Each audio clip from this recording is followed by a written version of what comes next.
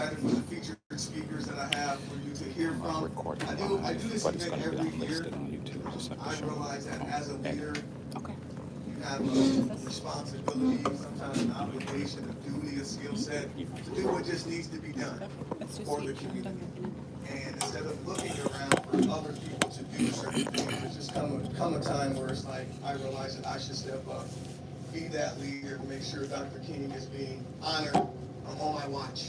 And so for the last couple of years, I've done this event, and it just happens to collide very well with my work anniversary and sobriety anniversary. So every year, we just come together and we have fun like this. Last year, we were at Sonny's Pizzeria. This year, we're at Good Nature. How about this place? Woo! And you'll be hearing from the founder later. She's one of our speakers, and she'll share a little bit. And again, it just brings me a lot of joy to spotlight my talented friends and the things that they do, especially when it's good, helpful, and healthy. So another thing that I realized when I was planning this event is there's another cool association that I'm a part of that I also want to raise awareness to tonight. And it's called the Sioux Falls Tool Library. Who has heard of the Sioux Falls Tool Library? A couple hands in the air, right? Who has seen the Sioux Falls Tool Library? A couple hands in the air. So, it's right below us, actually. And before we get started with our formal part of our featured speakers and such, I wanted to make sure that everyone had an opportunity to see the tool library, hear from one of the founders, which is Clint Brown.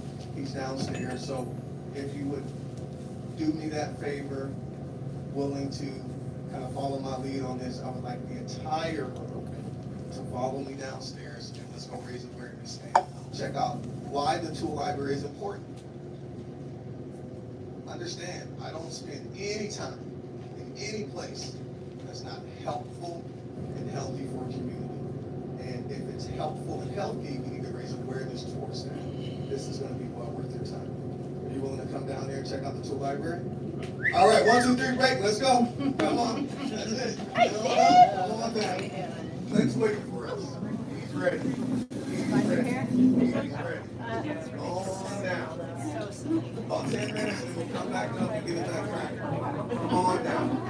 Check out that tool library. You're inside now, though. Thank you so much. Yes, lots of love and flavor.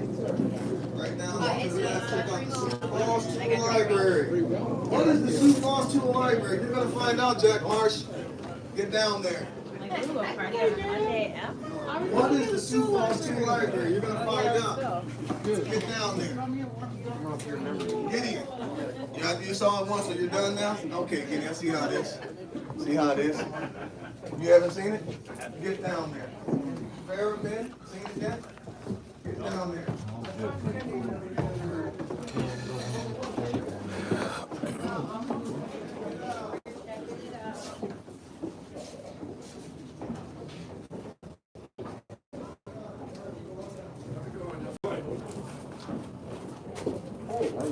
I'm all right. How are you guys doing?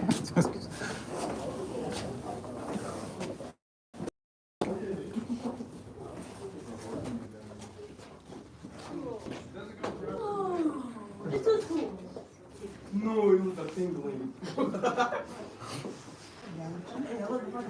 Hey, how was it? Big congratulations on getting married, man. I saw that. We just got a baby. What? You're so busy. Thank you. How's it going? Yeah, the baby's sleeping. All right. So what you're taking a look at is this community-based project that is essentially like a library but for tools. Guess how you can help out? If you know people with excess tools, they can donate them. That's one thing you can do. What's another thing you can do? If you got the mind for logistics or you're really hands-on and you want to help out with sorting this place, do that too. I think one of the next projects is like barcoding all of the tools, because there is like an online inventory for the tools as well. So when you get your membership, which is a $50 membership, how affordable is that? vary, considering the cost of some of the tools that are in here. So the reason they did this is as a part of an organization called Community Revitalization Collective, CRC. Under the CRC are lots of different projects that they've done. You might have heard of Citizen Taco, where they were feeding the homeless and houseless at noon on Tuesday. Some of the painting the crosswalks so kids can have safer pedestrian type of activity, things of the sort. So Jordan Deffenbaugh, Clint Brown, they are futurists. They stretch me in the right ways. It's really good. Whittier is a neighborhood with a lot of need. And there's actually a high saturation of homeowners in Whittier, which is probably not a natural perception. When you're a homeowner, you're responsible for all the repair. Whether you're a homeowner or a tenant or a single person, some people can't afford the tools for the repair. What if you could just pay $50 and walk into a place that has every tool that you might need? And then just check it out. Is that like a one-time thing? Annual? Annual. Yeah. And then check it out, use it as need be. So I mean, from hand tools, like a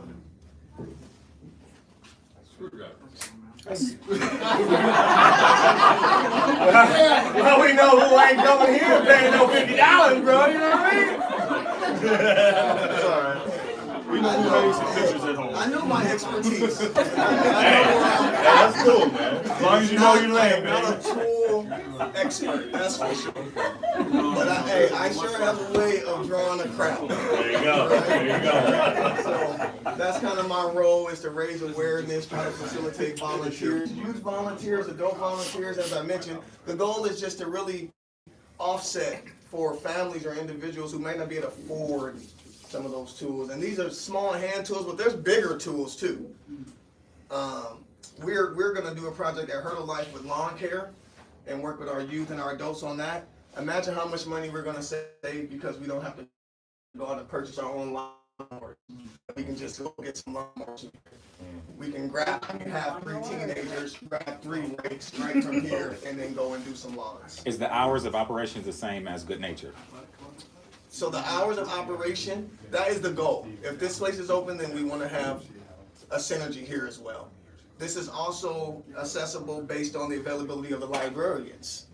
So there's opportunities to volunteer as tool librarians as well. But yeah, I just want to say that you can encourage people to donate tools. You can encourage people to come purchase memberships. You can volunteer as a librarian or whatever. Every Tuesday at 11 o'clock, a group called the Change Makers meets right here, either upstairs or down here. And then every week we just come together and talk about ways in which we're trying to better the community. And we talk about ways that you can support each other as volunteers. This is a very, very cool project. Clint, can I get you to come and maybe fill some gaps for me a little bit? Maybe see anything that I'm missing. He's probably going to need you to tell him what his tools are. 13% of what he said was false, so I'll let you through. No, Terry's totally right with it. Yeah, we're glad you guys are just here and supporting Terry and the community and each other. That's what you guys are here for this evening. So this is just a prototype. Our organization does prototypes all the time. Like, we'll get a crazy idea, or we'll have a Terry come along with a crazy idea, and we're like, good, let's go right now. Can we start it this month? Let's see if it's got legs. So that's how this came to be. This was someone's apartment when we gutted this space. There was a kitchen right here. You can see the plumbing. That was their bathroom. And before that, if you're old guard Sioux Falls, you would know that this was probably a butcher shop for years and years and years. Out the back door, we'd have some older family members come and say, oh, I used to come down here as a kid and get our meats. So this space has been used for the community for a very long time. But we just were able to use it to prototype. Could Sioux Falls support a tool library? Would they understand it?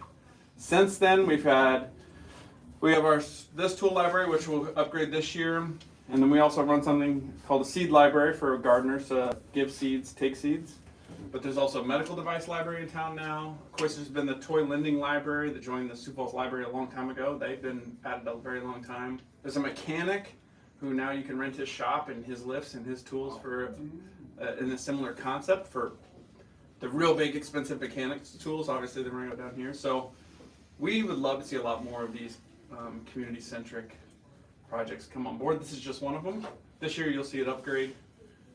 Terry will probably even rope you into coming in here and trying to help us move to the next spot. But we now have stuff in storage in T, Laverne, south of downtown, the basement of the Union Gospel. I mean, we have so much stuff donated, and it's just like, okay, we got to go bigger. You know, there's so much stuff we can't even get it in here. So we've been trying to sort the drill bits and the screwdrivers and make heads or tails out of that, but we also have things we have to move with forklifts and hardwire in. So we're looking for a shop and the partners for that. So Defenbach Homes is coming on as our first one, and they were just like, okay, we've watched you guys long enough. That's it. We're gonna give you money. Let's get serious about this. And the building industry understands this. They have a lot of needs in the home building sector of our town. So they're very aggressive at supporting things that are going to support that industry. Tech schools and high schools, and they're very, very aggressive at that. So they're going to come on board and help us. Yeah. Yeah, that's super cool. Yeah, so look into it, Sioux Falls Tool Library, BAM Civic Institute of Biodesign, CRC. We're back upstairs at Good Nature. Again, yeah, not an expert in this space. I didn't grow up with a dad teaching me hands-on stuff. And so I look to learn from my friends or other associations like that, which kind of lends me to the last 2 points I'll make, is one of the goals is also to have people who have that type of expertise, who knows how to plumbing. You know. That's right. You would plumb if you were a plumber. Plumb's good. Absolutely. Just own it, man. Just own it and roll with it. So, you know, people who Accidental can teach correct. people who don't know, right? We need mentorship. So when we have families or individuals saying, hey, I got this project, my house is falling apart, we need to be able to pair that person, that homeowner, that tenant with someone who can hold them by the hand too. So, you know, if you know people like that, that'd be great. This space is also going to be a place for teaching classes. All different type of classes will be taught here and things like that. So the final thing I'll say is, like, you know, car repair. So there's a jack in here somewhere. Maybe nobody doesn't have a jack. You see somebody, they don't have a jack. They don't have a four-way. It's in here, right? So there's like lawn tools, there's house tools, there's car tools, all different type of stuff. So just spread the word if you would. Do me that favor, do Clint that favor, do our community that favor, because when people put this type of sacrifice and time for community service, the most valuable thing we can do is raise awareness for it and find ways to contribute to it. So thank you for coming down for the tour. Let's head back upstairs, some more pizza and the rest of you. Clap it up for that tour.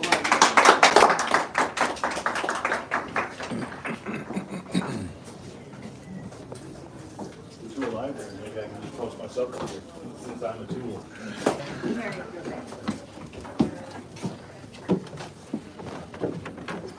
think I want to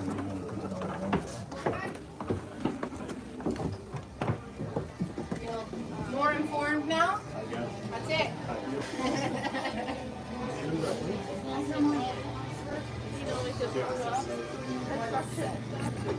So then we want to have another set on Iron Fox property. Okay, cool. We have scraps, but not the manpower time to work the compost like we should. Okay, okay. And it is only like a drop-off system. But yeah, what was the conference that was online? Oh, Our Future. Our Future. And I think they might even have replays. Okay. Our Future manpower. Okay. They have a lot of cool stuff. Cool, awesome. Yeah, and I plan on being here for the Changemakers meeting tomorrow for representing Soda Compost again. Okay. Is that at 11? It is. Okay. Yeah. Is that growing? Is that There's not growing, but it's fairly consistent. There's usually a lot of the same people that show up, and then every once in a while there's new people. So yeah.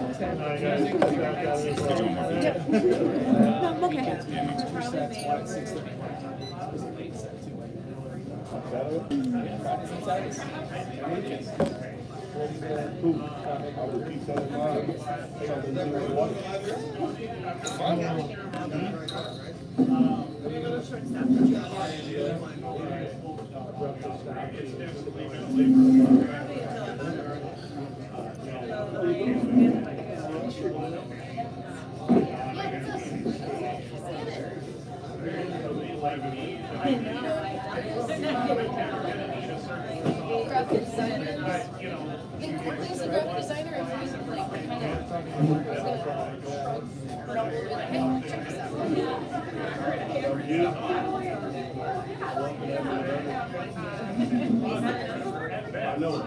Cheesy video of us hanging up flyers around town.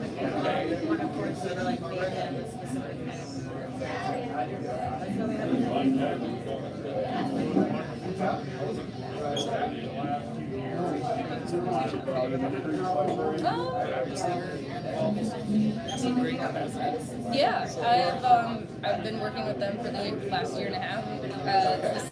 I started with them the same month that I started volunteering for the tool library.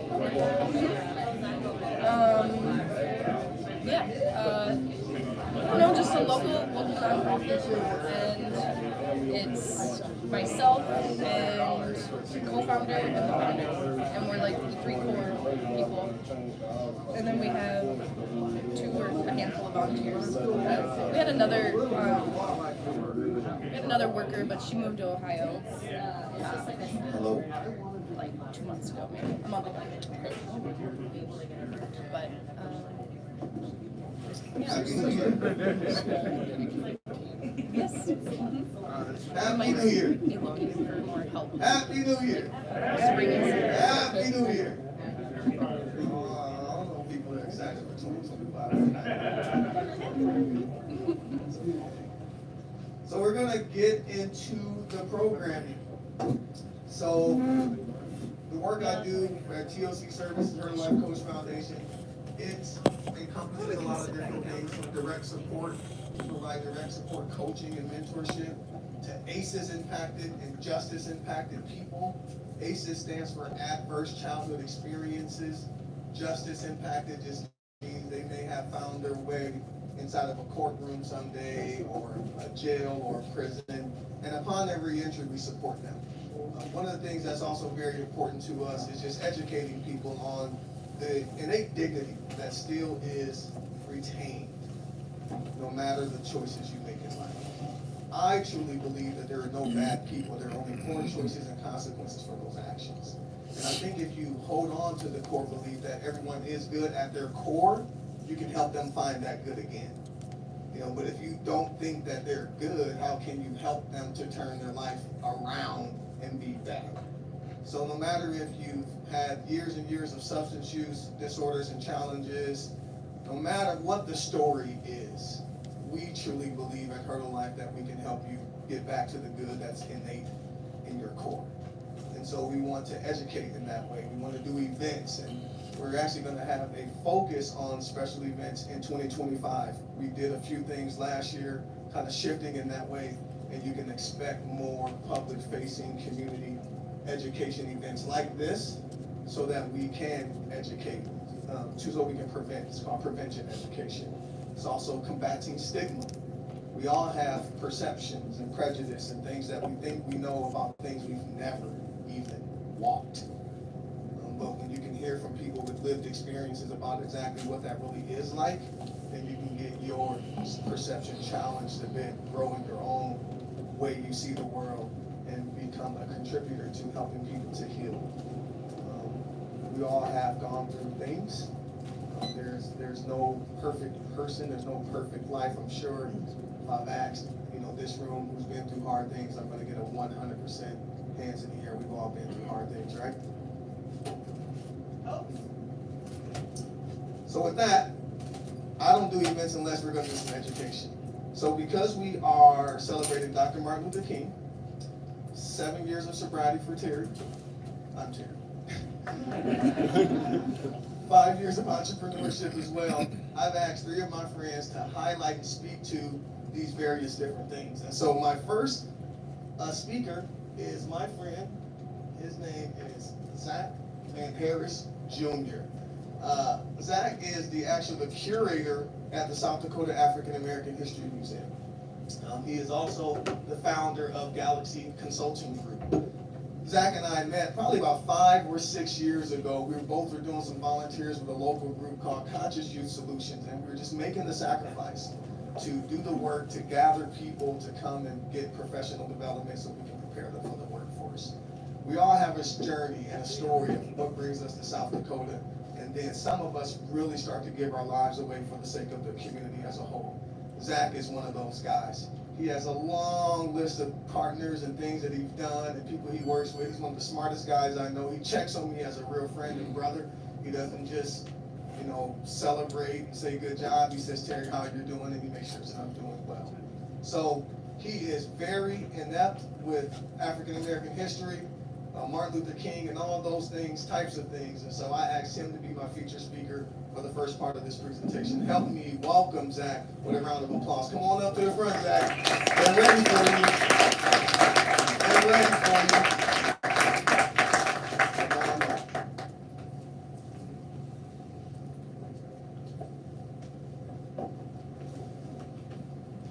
Good evening, everyone. Thanks for being here on this blistering cold -15 this morning, -11 right now. Day, Martin Luther King Day. First of all, big thank you and congratulations to Terry Liggins. He is a network specialist, bridge builder. He has a lot of different friend groups, professional and personal, and as you can see, some of us have crossed paths probably because of Terry. Some of us are brand new friends now because of Terry. So thank you, Terry. Thank you, Shannon and Good Nature for this space. My wife Laura and I have been wanting to check this space out. It used to be the Eritrean bar and then a yoga studio, and now Good Nature. So thank you for this lovely space. And shout out to our other speaker, Dave, as well. I want to acknowledge Moses Idris, who also has connections with Conscious Youth Solutions. I met Terry and Moses both. It's probably 7 years ago, bro.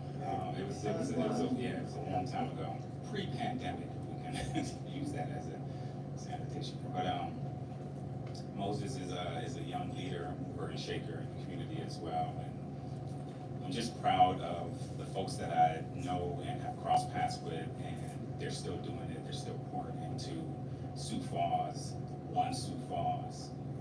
I met Clint and Jordan years ago, pre-pandemic as well, and Strong Towns. That was the first time I met them. So they were always innovative in talking about how to make Sioux Falls have its own identity and also have a foot in the future.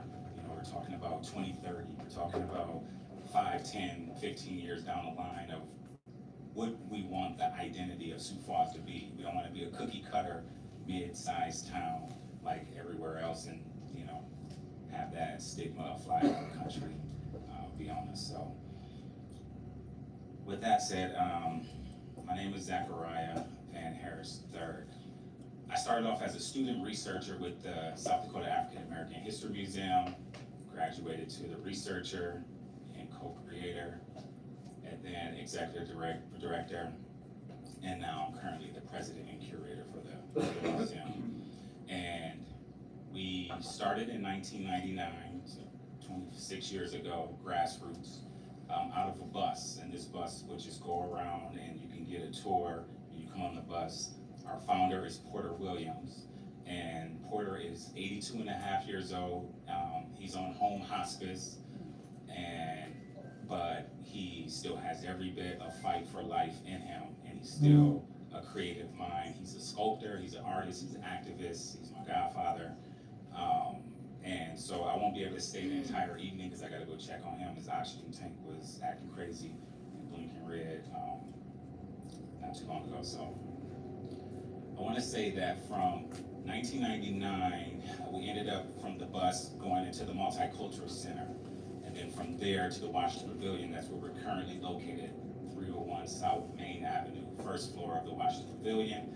Some of you may have seen the African American History Museum. Some of you probably walked right past it, go past the bathrooms on your way to the Belvis Theater. You can kind of miss it. We're up against the wall behind glass. And when I first got on board with the museum, I was a little frustrated because to me it was a glorified trophy case, and we're behind glass like when you go to a zoo. And I felt like, what's so scary about our history that we have to be behind glass, that it's not immersive, you can't touch it, you can't interact with it. These artifacts and this history, we have to be behind glass, like with some dangerous wildlife or something, our history at least. And I had some close photojournalists and photographer and videographer friends that said, I'm sorry you feel that way, but the blood, sweat, and tears that went into creating that glorified trophy case, you got to put honor and respect on those individuals. And so that helped me fine tune the way that I was viewing it. So I'm very proud of what we have, and I have great ideas to take us outside of the museum walls as well, to travel with it, and been talking with other museums outside of Sioux Falls of having traveling exhibits throughout the state. We're the South Dakota African American History Museum, not the Sioux Falls African American History Museum. And so we need to really get some legs underneath us to really expand that and get other folks around this state involved as well. Martin Luther King came to Sioux Falls in 1961. A lot of people in Sioux Falls don't know that. He came to Sioux Falls and flew in, and when he got off of the airplane, the first person he see is Reverend Artie Hayes, who was the Reverend at St. John's Baptist Church off of Minnesota, right there at Van Ness Park. So that's sacred ground for the African American community. Martin Luther King came here in 1961, and that church housed him because he can speak at different venues in town, but he couldn't stay there.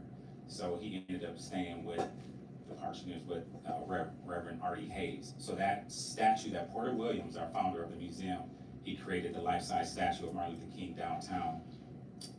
He has an embrace, his hands shake. He's shaking the hand of Sioux Falls, even though Sioux Falls didn't really welcome him into their doors to stay overnight. He still was about peace and bridge building, like Terry.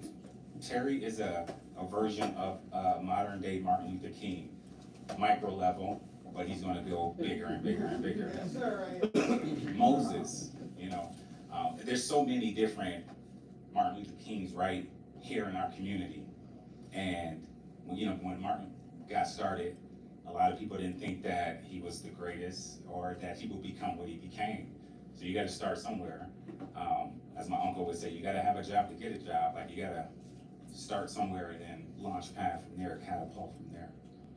But I always go to the Martin Luther King statue,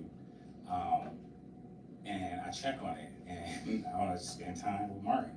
I went there today in the blistering cold, and it was frustrating to see that it happens every once in a while. The statue gets vandalized and defaced. And there was like stuff at the bottom wrapped around his leg, and he had, close your ears a little more, he had a condom on his thumb.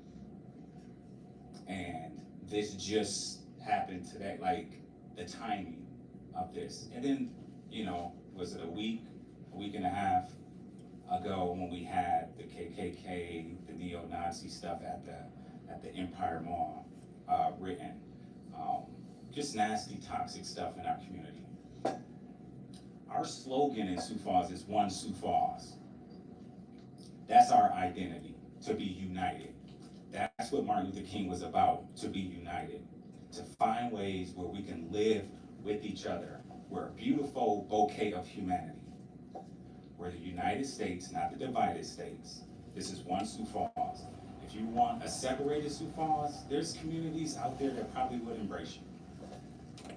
If you got folks in your family, folks in your friends group, folks at work that's colleagues, don't put up with it. Don't accept that toxic stuff. That's toxic BS. We can't tolerate that. That's not Sioux Falls' identity. It's not welcome here.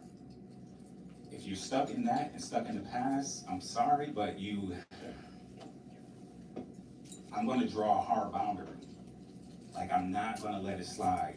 I'm not gonna go to Thanksgiving and have Uncle Darryl or somebody say something racist. I don't care if you black, white, purple, green, whatever.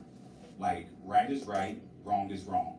We gotta start checking people, especially in our inner circles. And the other thing, the most important thing is we gotta check ourselves. We all probably have a little bias. We all have a little prejudgment about stuff. So when we look in the mirror, whoever's looking back at us, we have to rectify and come to terms of like, I can do better. So when I saw what happened to Martin Luther King statue today, the only thing I think about is Sioux Falls, do better. Do better, Sioux Falls, because we can and we know we can. We are one Sioux Falls. Let's not let that slogan just be swept under the rug. And let's not be complacent to letting stuff happen. We're too Midwest nice. Jordan and I, we talked about this years ago, where like, he even did like a TED Talk special, F Midwest nice. We need to be Midwest kind. Because nice is like, hey, how you doing? And you don't care how the person doing, you keep on walking. If you're like, hey, how's it going? How's mom doing? Okay, you know, and having a real genuine conversation with someone, that's Midwest kind, not Midwest nice. You're going deeper. And actually, like, all of we gotta get along with neighbors, so why not get to know your neighbor? I think that there's other cities that already have their cake baked, and they got their frosting on it, and they got all the decorations and the candles lit, and they got their thing going, and everybody know, like, oh, you go to New York, Brooklyn is Brooklyn, Harlem is Harlem, you go to Chicago, you go to Detroit, New Orleans, everybody got their identity. The Sioux Falls, we're like a baby still, and we're building this cake. Bring your ingredients, bring your merits to the table, and let's make this one Sioux Falls. Let's make the freshest, the most delicious cake out there. Let's be uniquely us.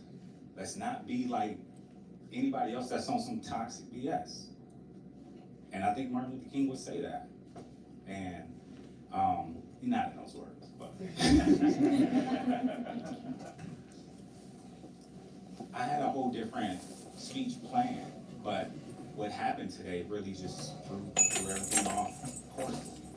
And so I wanted to speak from the soul, speak from my heart, speak from my mind, and speak to the Sioux Falls community, because I love Sioux Falls. I think it's cool. I always was bragging like we have like low unemployment. We kind of got high underemployment. Like a lot of these jobs ain't paying. You know, it could be, but we got low unemployment. We got good schools for the kids. The crime is like we don't have like a lot of violent like murders like a lot of other cities. We still can work on like some of the crime stuff, but like we have the elements to really be an amazing city, and we are an amazing city, but we need to keep it that way and keep going in that direction, a positive direction and not a negative direction. And everything that I'm saying, I think Terry is an embodiment of that. Terry pushes peace every day. Hop up out the bed, I put my black on. Like every day we walk out, we have to be on our P's and Q's, because there's some folks that don't like us just because of the color of our skin. And that's not fair. It's almost like an extra job. So it feels, at the end of the day, all this stress and tension, it's like we working overtime, and we're not even getting paid just to be black. So do better, Sioux Falls. Check your friend groups. Check your family. Don't let grandpa get away with that sly remark. Respect people's race, gender, orientation, the way they want to practice religion. We can do better. Like deep down, we can do better. And if you feel like you can't do better, I mean, there's Omaha and other places. No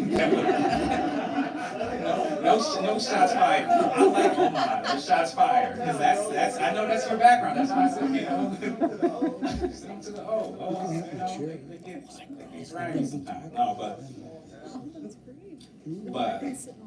at the end of the day, I love Sioux Falls. I love this community. I love all these beautiful faces here. Thank you so much for being here. It's cold out there.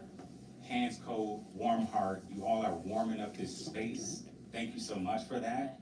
This is Terry's day. Terry, thank you so much for being Martin Luther King of Sioux Falls, and spreading it on. There's not just one. There's a lot of us out here. I mean, Clint and Jordan. Martin Luther King comes in a lot of shapes and sizes and genders, you know. But what I mean by that is pushing peace, one Sioux Falls, being bridge builders, and not letting people in your inner circles get away with trying to divide and separate us. Do y'all hear me? Yeah. Can we all say one Sioux Falls together? 1, 2, 3. One Sioux Falls. Say it better than that. On the count of 3, we're gonna say 1 Sioux Falls. If you don't mean anything, walk out the door. It's negative 12 degrees that will embrace you. On the count of 3. 1 Sioux Falls on the count of 3. 1, 2, 3. One Sioux Falls. Thank y'all. I love y'all.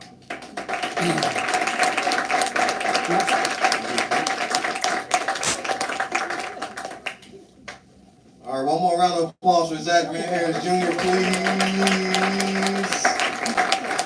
And he brought up so many good points, and he's keeping it 1,000 about the struggles and challenge of being a person of color. But some of the other things he mentioned that I just feel are worth echoing is sometimes we underestimate the little things. You know, kind of as a life coach, I have a lot of different quips that I try to help people to calibrate their own life. And one of the things I often say is that the small things are the big. The small things are the big things, and the big things are the big things. So what is the conclusion? Is there are no small things. And though the South Dakota African American History Museum is probably not the largest museum or option that we have, it exists, and it's a big deal. So if you haven't seen it, go check it out. It's in the Washington Pavilion, and there's some cool things about African Americans in this community that many people don't know, and that you can learn from right there. Think about some of the legacy families that have been here since the early 40s and 50s and things like that. I just think it's really important that we spotlight what's in the margins, and our South Dakota African American History Museum is one of those things. So again, thank you, Zach. Let's give him one more round of applause for his work, his sacrifice. In the spirit of Dr. King, I'm going to share a couple of Dr. King quotes before I introduce the next speaker. Dr. Martin Luther King was known for saying, "Darkness cannot drive out darkness. Only light can do that. Hate cannot drive out hate. Only love can do that." And I think that's really important to remember. I know I practiced that myself. My mother said it differently. She said, "Terry, 2 wrongs don't make a right." And so just because someone does you wrong, you can choose to justify yourself and match their energy, but 2 wrongs do not make a right. And hate does not drive out hate. Only love does that. And darkness does not drive out darkness. Only light does that. So be light and love. And remember that 2 wrongs do not make a right. Dr. King also said the time is always right to do what is right. You know, I have the privilege of having 2 of these young guys with our organization here, and they probably, you know, like you see the nonverbals. I'm on them all the time, you know, to try to give them the type of advice and things that I never got. And one of the things I share with them or share with anybody, do what's right because it's right. Not because you're going to be rewarded, not because someone else told you to do it, not because you're getting paid, but just because it's right. Do what's right because it's right. And it's right to honor your mother and father. It's right to hold the door for your neighbors and help out the elderly. It's right to volunteer and give to the less fortunate. Just do what's right because it's right. Don't be so judgmental about, well, what are they going to do with the money I gave them? Just do what's right because it's right. Help out the less fortunate. So Dr. King said that too. The time is always right to do what is right. He also said, "I have decided to stick with love. Hate is too great of a burden to bear." Love is lighter. This is one that drives me. Injustice anywhere is a threat to justice everywhere. Zach just talked about that. We have to hold people accountable. We have to say that that's not okay. Or what did you mean by that? Right? We don't want to hold people accountable and then be the exact thing that we don't want to see in the world. Be what you want to see in the world. You know, I don't treat people the way that they treat me. I treat people the way I want to be treated. I treat people the way I think that more people should do, not the way that sometimes I'm treated. But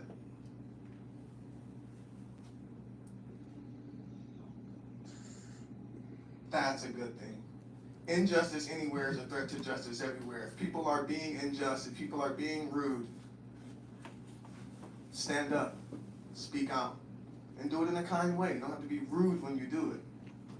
But injustice anywhere is a threat to justice everywhere. The ultimate measure of a man is not where he stands in the moments of comfort and convenience. The ultimate measure of a person is not where they stand in the moments of comfort and convenience, but where they stand at times of challenge and controversy. That's when you're tested.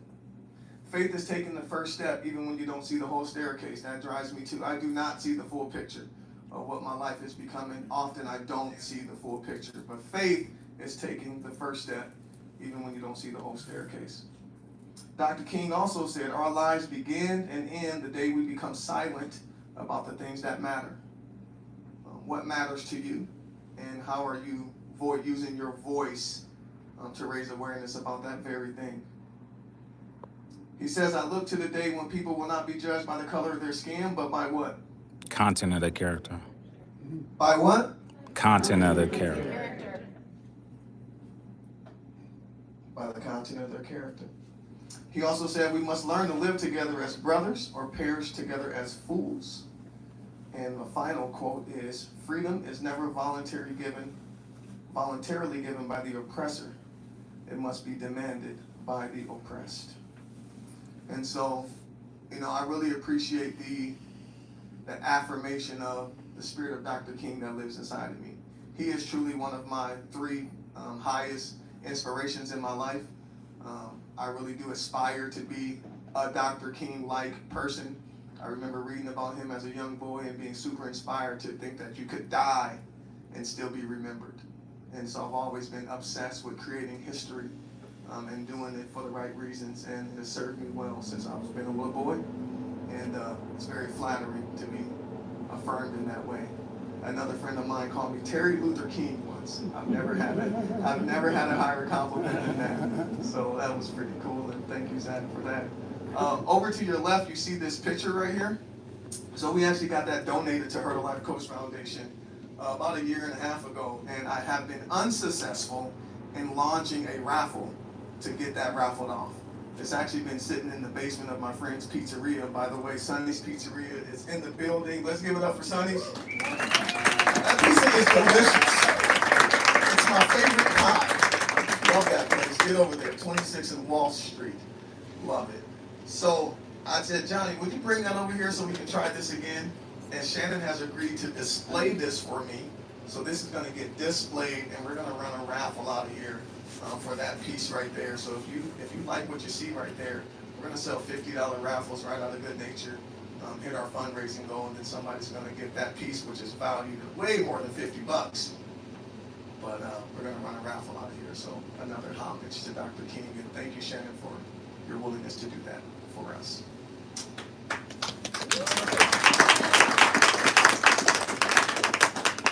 Okay, so we're shifting gear to our second speaker, which is a guy named Dave Janza. Who is Dave Janza? I am. Hey! That's me. It hasn't changed, Terry. Going to?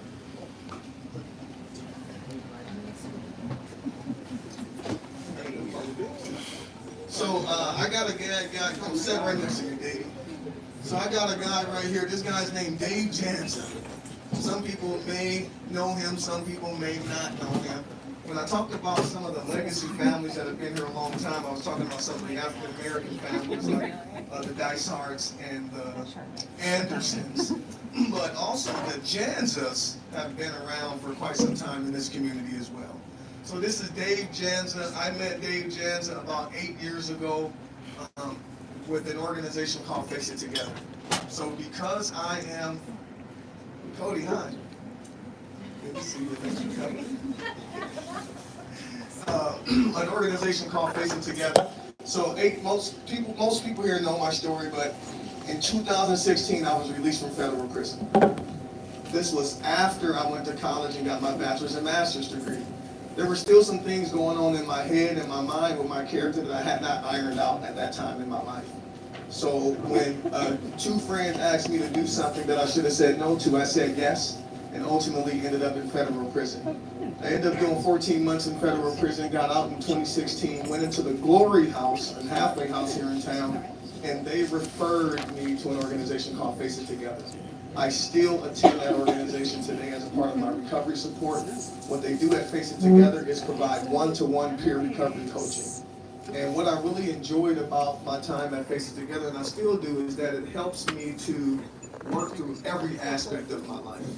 Dave is going to give a presentation today a little bit about some of what I'm going to say now, just about recovery and things of that nature.